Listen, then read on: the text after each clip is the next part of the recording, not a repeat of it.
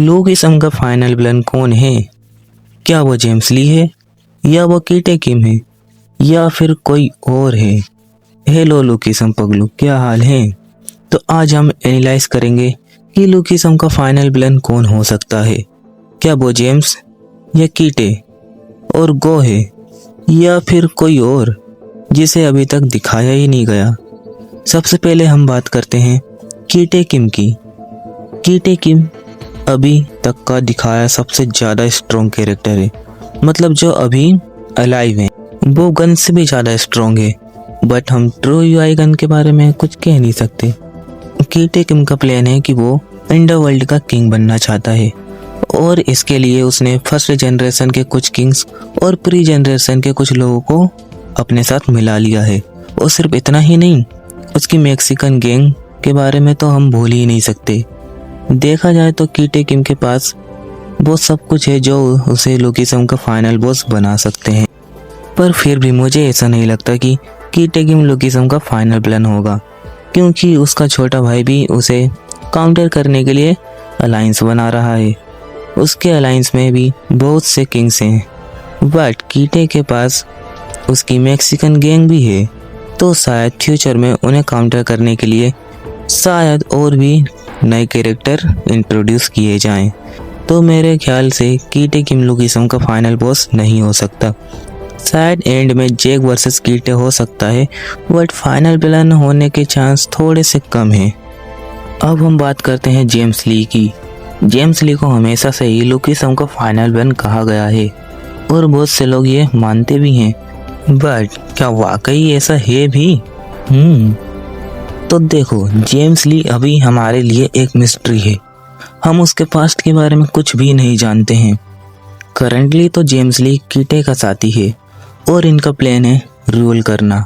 कीटे किम underworld को rule करेगा, और जेम्स ली पॉलिटिक्स में आके पॉलिटिक्स के थ्रू रूल करेगा। बट क्या सच में ऐसा होगा? जेम्स से बड़ा ही हरामी किस्म का इंसान है।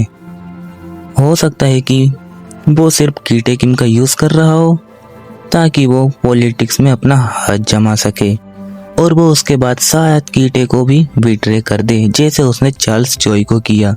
चार्ल्स जॉय को बिट्रे किया, बट जेम्स ली तो चार्ल्स जॉय की सेकंड बॉडी है ना।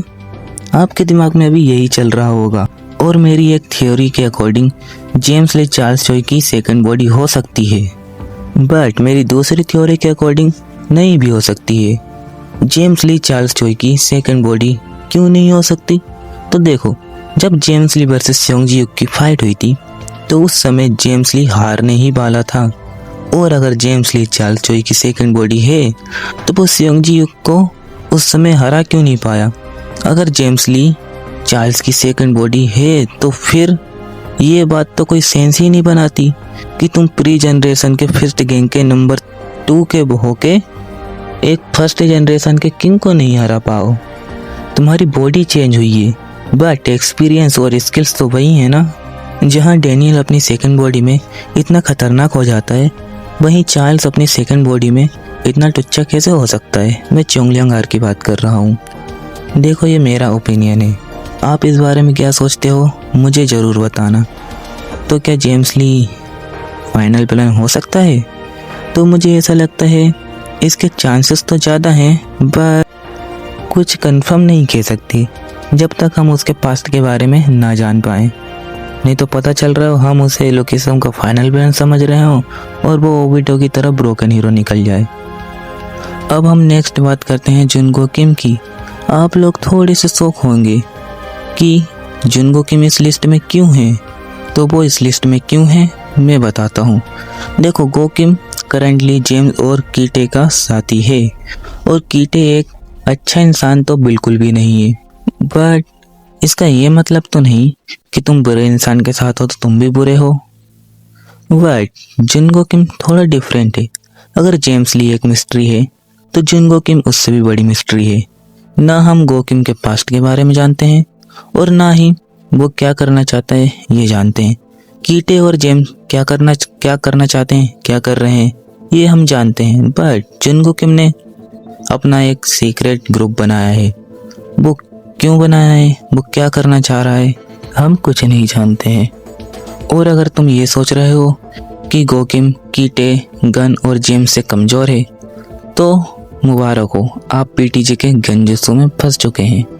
जुन गोकिम बहुत ज़्यादा स्ट्रॉन्ग कैरेक्टर है।